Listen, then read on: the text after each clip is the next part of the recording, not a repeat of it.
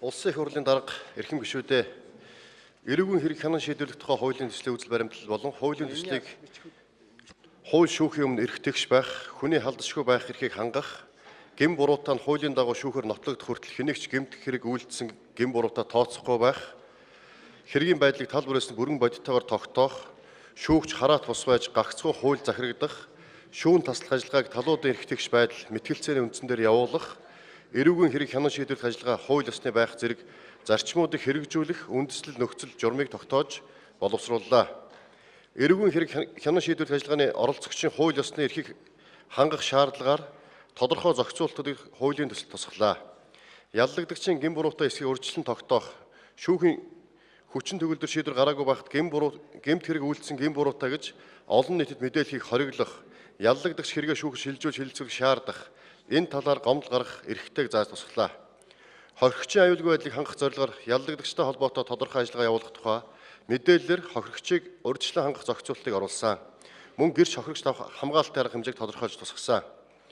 Талсан сэргийлэх арга хэмжээний төрлийг өөрчилж аль болох цагдан хорих арга хэмжээ авахгүй байх үүднээс хувийн баталгаа гаргах, зорчих эрхийг хязгаарлах зэрэг талсан сэргийлэх арга хэмжээг шинээр оруулж хэрэг бүртгэлтийн ажиллагаа явуулж тухайн хүний гэмт хэрэг үйлдсэн гэх хангалттай баримт үндэслэл бий болсныг үндэслэн эрүүгийн хэрэг үүсгэж яллагдагчаар татсны дараа талсан сэргийлэх арга хэмжээг хэрэглэхэд тусгалаа.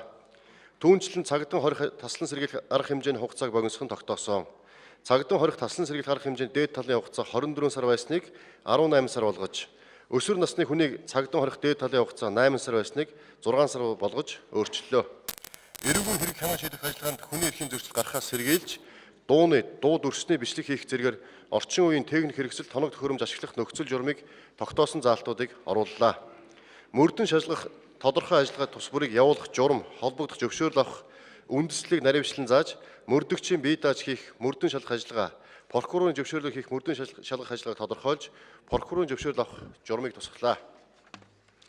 Эрүүгийн байцаан шийдэх хууль заасан хялбаршуулсан журмаар хэрэг хянан шийдвэрлэх ажиллагаа явуулах хэргийн харьяаллыг эрүүгийн хуулийн тодорхой зарим зүйл хэсгээр тогтоож байсан дээр нэмж гэм бурууга сайн дураар хүлээсэн яллагдагч хүсэл гаргасан нөхцөлд хялбаршуулсан журмаар явуулахаар тусгаж энэхүү ажиллагааны явцад яллагдагчийн эдлэх эрх гэм бурууга хүлээн зөвшөөрсний хуульзан үр дагаврыг яллагдагч танилцуулах шаардлагыг тусгалаа. Тухайн этгээдийн гэм буруу нотлох баримтаар үндэслэлтэй эргэлзээ төрхөөргүйгээр нотлогдож гэм буруутаа гэж үзсний дараа ял оноох ажиллагааг эхлүүлэхээр хуулийн төслийн шүүх хуралдааны хэсгийг боловсруулсан.